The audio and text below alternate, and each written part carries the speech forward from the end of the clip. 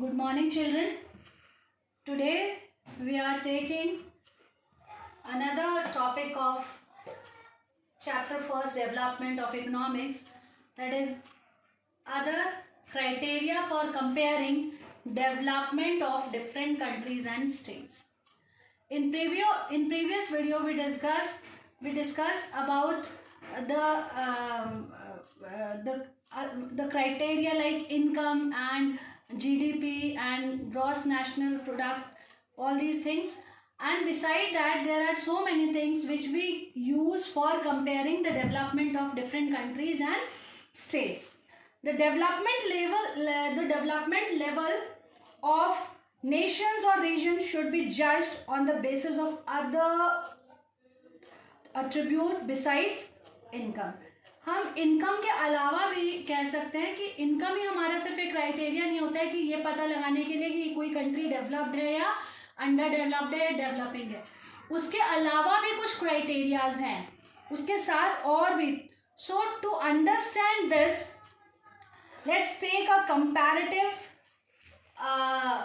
Actual में in your book there is a table, right. आपकी book में एक टेबल है जिसमें महाराष्ट्र, केरल एंड बिहार के बारे में लिखा हुआ है. उसको आप देखिए एक बार कि उसमें इन्फेंट मोर्टेलिटी रेट सबसे कम किसकी है? केरल की है. उसके बाद लिटरेसी रेट सबसे ज़्यादा केरल का है. नेट अटेंडेंस रेशियो सबसे ज़्यादा किसका है? केरल का है. एंड पर कैपिटा इनकम केरल की कम है as compare to Maharashtra, right. ये आप एक बार अपने बुक में इस चीज़ को एनालाइज करना. तो मैं आपको सिर्फ यही बताना चाहती हूँ कि कोई ज़रूरी नहीं है कि किसी स्टेट का या कंट्री का नेशनल इनकम या ज़्यादा हो तो वो स्टेट डेवलप होगा या ह्यूमन इंडेक्स में उसका नंबर ज़्यादा होगा, ह्यूमन डेवलपमेंट इंडेक्स में उसका नंबर रैंकिंग अच्छी होगी. तो वो अदर क्राइटेरियाज क्या है जिसको हम बोलते हैं कि जिसको देख के हम ये बोल सकते हैं कि this state is more developed than the other states. The first we will see infant mortality rate, right.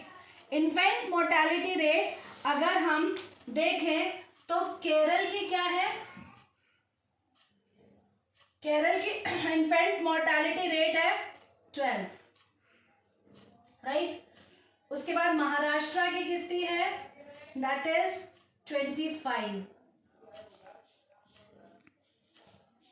और उसके बाद बिहार की कितनी है? बिहार की है 43, राइट. मतलब ये मैंने बहुत दिख रहा है आप लोगों को.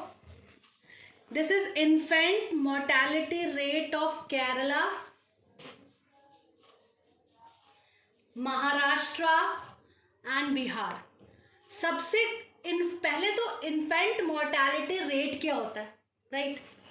It indicates the number of children that dies before the age of 1 year, a proportion of 100 live children born in that particular year. हर 100 बच्चों पे जन्म लेने वाले वो बच्चे जो अपना पहला बर्थडे भी नहीं मना सकते हैं, मतलब अपने मना पाते, मतलब वो 1 साल से पहले ही उनकी क्या हो जाती है? डेथ हो जाती है, वो मर जाते हैं. उस चीज़ को उस प्रपोर्शन को हम क्या कहते हैं? Infant mortality rate. किसके प्रपोर्शन में होना चाहिए? 100 लाइव बर्थ, मतलब 100 जीवित बच्चे जन्म लेते हैं, राइट. उनमें से कितने बच्चे 1 साल से पहले ही खत्म हो जाते हैं, मतलब उनकी डेथ हो जाती है. That is called infant. Infant मतलब होता है छोटा बच्चा. 1 साल से छोटे बच्चे को इन्फेंट बोलते हैं. Infant mortality rate.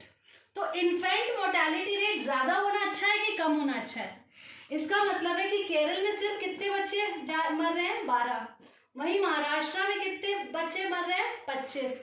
और वहीं बिहार में 43. तो what it indicates, what does this indicate? It indicates that मतलब IMR, मतलब इसकी जगह कहीं कहीं पे आपको IMR भी लिखा हुआ मिलेगा. IMR is lowest in Kerala and highest in Bihar. दिख रहा है? High IMR implies that healthcare facilities is poor. जिसमें जैसे अगर बिहार में ज्यादा है तो ये क्या इंडिकेट कर रहा है कि health care facility is poor. और high per capita income does not guaranteed for better health care facilities. मतलब ज़रूरी नहीं है, क्योंकि अगर बिहार में, मतलब हम ये नहीं कह सकते कि किसी भी स्टेट में अगर इनकम ज़्यादा है तो ज़रूरी नहीं है कि वहाँ की मेडिकल फैसिलिटीज़ भी बहुत ज़्यादा अच्छी होंगी. So this is first. Second आता है लिटरेसी रेट. तो लिटरेसी रेट क्या होता है? इट्स अ मतलब साक्षरता दर. It measures the proportion of literate population in the 7 and above age group. मतलब 2011 में ये किया गया था कि 7 और 7 से अधिक उम्र के जो लोग हैं, जो एक सिंपल लैंग्वेज को पढ़ सकते हैं, समझ सकते हैं, उसको क्या कहा जाता था? लिटरेट कहा जाता है. और लिटरेट इसी के इसके प्रपोर्शन को क्या कहा जाता है? लिटरेसी रेट कहा जाता है. लिटरेट लोगों का प्रपोर्शन, कितने लोग पढ़े लिखे हैं, राइट. अब लिटरेसी रेट मैं आपको बताती हूँ कि क्या है केरल में. लिटरेसी रेट क्या है केरल में? क्या है केरल में? लिटरेसी रेट है 94. ठीक है, %. वहीं पर महाराष्ट्र में क्या है? 82%. और बिहार में कितना है? बिहार में है 62%. सबसे ज़्यादा कहाँ पर है? केरल. तो ये क्या चीज़ दिखा रहा है? ये हमें क्या शो कर रहा है? ये क्या इंडिकेट कर रहा है? ये इंडिकेट कर रहा है कि literacy rate is highest in the Kerala and lowest in Bihar. It means the school facilities, the college facility और education facility is not good in Bihar, right. और जब इंसान पढ़ा लिखा नहीं होगा तो वो ज़्यादा अच्छी तरीके से रिसोर्सेज को यूज़ करना उसे नहीं आएगा. वो अपना 100% किसी चीज़ में नहीं दे पाएगा if he is uneducated. So infant mortality rate के बाद क्या ले सकते हैं हम? लिटरेसी रेट ले सकते हैं. क्या पता करने? किसी स्टेट के डेवलपमेंट को कंपेयर करने के लिए और कंट्री के development. Next is net attendance ratio. Net attendance ratio का मतलब होता है कि 14 से 15 साल के बच्चे जो स्कूल को अटेंड करते हैं. It is the total number of children of age group 14 and 15 attending school as a percentage of total number of children in the same age group. मतलब उस एज ग्रुप के कितने बच्चे हैं? 100 बच्चे हैं, उनमें से कितने बच्चे क्या कर रहे हैं? 14 से 15 साल के बच्चे कितने स्कूल जा रहे हैं, उसके परसेंटेज को क्या कहते हैं? Net attendance ratio. अब जो नेट अटेंडेंस रेशियो है ये भी मैं आपको बता देती हूँ. हाईएस्ट कहाँ पर है? Net attendance ratio NAR Kerala में है. It is 78.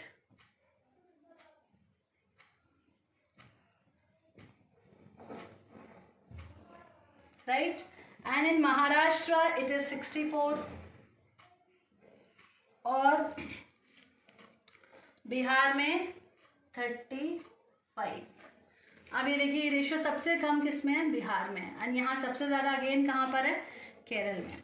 लेकिन जब हम इनकम की, पर कैपिटा इनकम की बात करते हैं, कहाँ के? केरल, महाराष्ट्र और बिहार. तो आपको मैं बता दूँ पर कैपिटा इनकम सबसे ज़्यादा कहाँ पे है? महाराष्ट्र में. लेकिन आप देख रहे हैं हर अदर फैसिलिटीज़ में वो क्या कर रही है? पीछे है. किससे? केरल से. तो ह्यूमन डेवलपमेंट इंडेक्स है उसमें केरल की रैंकिंग इन स्टेट से क्या रहती है? ऊपर रहती है. क्लियर? तो net attendance ratio, it is the total number of children of age group 14 and 15 attending school as a percentage of total number of children in the same age group. Life expectancy. Life expectancy का मतलब होता है कि एक औसतन आयु जो हर मतलब एक एवरेज लाइफ कह सकते हो, क्या कह सकते हैं हम, एवरेज लाइफ। तो एवरेज लाइफ भी अगर हम देखें, लाइफ एक्सपेक्टेंसी को बहुत इजी मतलब उसमें एक्सप्लेन किया जा सकता है कि life expectancy at birth denotes average expected length of life of a person at the time of birth. This is the simplest definition of life expectancy.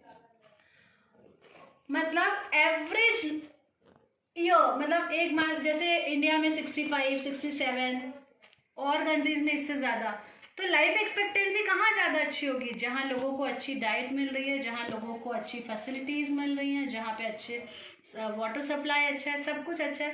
तो लाइफ जहाँ पे हॉस्पिटल फैसिलिटीज़ अच्छी हैं, जहाँ पर मतलब कह सकते हैं मेडिकल फैसिलिटीज़ अच्छी हैं, तो डेफिनेटली लाइफ एक्सपेक्टेंसी उससे जुड़ी हुई है। तो जिस कंट्री की लाइफ एक्सपेक्टेंसी जितनी ज़्यादा होगी वो शो करेगा कि वो कंट्रीज उतनी ही ज़्यादा क्या है, developed. Next is gross enrolment ratio. Gross enrolment ratio means enrolment ratio for primary school, secondary school and higher education beyond secondary school. मतलब कितने स्कूल्स और कितने सेकेंडरी स्कूल्स हैं। ग्रॉस एनरोलमेंट रेशियो जहाँ पर जितनी ज़्यादा एजुकेशन फैसिलिटीज़ होंगी वो यही शो करेगा कि वहाँ पर कि जैसे ना मतलब ग्रॉस एनरोलमेंट रेशियो में इज एट 3 लेवल्स होता है। एनरोलमेंट रेशियो प्राइमरी लेवल पे क्या है, मतलब प्राइमरी में कितने स्कूल बच्चे हैं, सेकेंडरी स्कूल्स कितने हैं, और हायर एजुकेशंस कितनी हैं बियॉन्ड सेकेंडरी स्कूल। तो जितनी ज़्यादा एजुकेशन फैसिलिटी बेटर होगी, क्यों हम बच्चों को पढ़ाते हैं, ताकि हम उनके स्किल्स को डेवलप कर सकें, उनको किसी अच्छे डायरेक्शन में ले जा सकें, ताकि वो देश को डेवलप करने के लिए अपना एफर्ट दिखा सके, रिसोर्सेज को प्रॉपरली यूटिलाइज कर सके। इस वजह से जहाँ पर ग्रॉस एनरोलमेंट रेशियो अच्छा होगा, डेफिनेटली वो कंट्री क्या होगी, डेवलप्ड कंट्री होगी।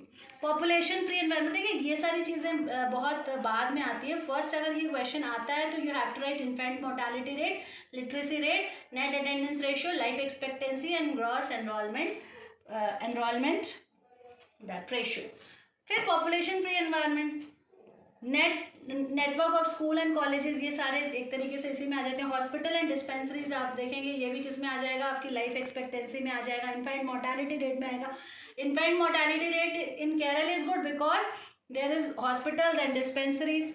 Literacy rate is good because there is a network of school and colleges. So we can see all these things to compare the development of different countries and states. These are called public facilities. इनको क्या कहा जाता है, public facilities कहा जाता है। Public facilities are service offered by the government. अब अगर it is offered by the government, कोई मतलब public facility का मतलब होता है जिसके public facilities are the facilities in which is provided by the government to the people. सरकार की तरफ से होती है, सबके लिए होती है, ठीक है। और पब्लिक फैसिलिटी को हर इंडिविजुअल सिटीजन क्या कर सकता है, अवेल कर सकता है। हमारी जो अर्थव्यवस्था है वो समाजवादी व्यवस्था है, जो भी फैसिलिटीज़ है वो सबके लिए है और सबके लिए सेम फैसिलिटीज़ है, चाहे वो फिर पीएम हो चाहे एक आम इंसान हो। तो public facilities are service offered by the government which is open to all people. It is open for all people. Provisions of basic facilities, इसमें बहुत ज़्यादा चीज़ों को नहीं डाला, बेसिक चीज़ें, basic needs of human being, safe drinking water, sanitation, education, health, public distribution system is required to lead a healthy life. ऐसी चीज़ों को गवर्नमेंट ने अब ज़रूरी नहीं है कि अब प्रोविजन ऑफ, जैसे एजुकेशन है तो इसका मतलब ये नहीं है कि एजुकेशन, आप देख रहे हैं बहुत सारे प्राइवेट स्कूल्स भी होते हैं, बहुत सारे गवर्नमेंट स्कूल्स होते हैं, तो गवर्नमेंट स्कूल्स किस में आते हैं? पब्लिक फैसिलिटीज में आते हैं। प्राइवेट स्कूल्स किस में आएंगे? प्राइवेट सेक्टर, मतलब ये पब्लिक सेक्टर को नहीं डिस्कस करें, पब्लिक फैसिलिटीज, वो फैसिलिटीज जो सबके लिए होती है गवर्नमेंट ऑफर करता है। पब्लिक सेक्टर और private sector we will discuss in next chapter, right? So this is all about today video, and in next video we will discuss public distribution system. This is public distribution system and body mass index BMI, और may be human development report, ये भी अगर आ जाएगा board पे तो मैं इसको भी कवर करूँगी। Now within 2 days we will complete this chapter, and tomorrow I will send all the question answers of this chapter on Google Classroom as well as on WhatsApp group. So I hope you will complete all the question answers in your copy, because अभी आपके पास time है बेटा, you are getting bored at home, so you can engage yourself by writing, कुछ लिख के आप अपने आप को engage कर सकते हैं। और मैं चाहती हूँ कि ये नोट्स आप प्रिपेयर कर लें। तो इसके साथ ये टॉपिक आज कंप्लीट होता है हमारा, एंड कल मिलते हैं और मतलब नेक्स्ट वीडियो में, और उसमें मैंने आपको बता दिया बॉडी मास इंडेक्स के साथ मिलेंगे, राइट? Good day.